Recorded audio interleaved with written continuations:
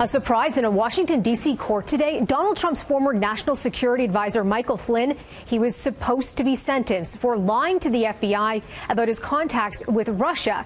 But instead, the judge in the case delaying his decision, but not before scolding Flynn. Flynn left the courthouse to chants of "Lock him up" and "USA." After the federal judge in the case, Emmett Sullivan, suggested Flynn sold out his country. Flynn pleaded guilty a year ago to lying about his contacts with the Russian ambassador to the U.S. The judge today describing the offense as very serious, and he asked prosecutors whether there'd been consideration to charging Flynn with treason. The judge later walking back the comment, saying he wasn't suggesting the charge. Mr. Mueller, are you investigating the president?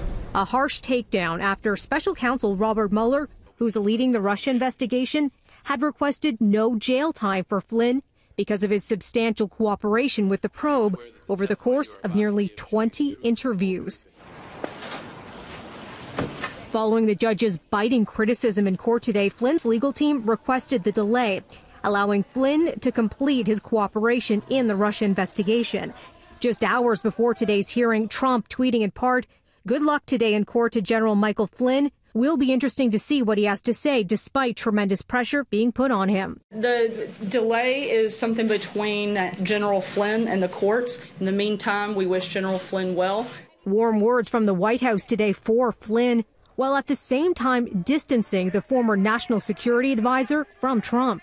One of the things that the judge brought up today was that it was so concerning to him because Michael Flynn lied inside the White House as the national security advisor to the president.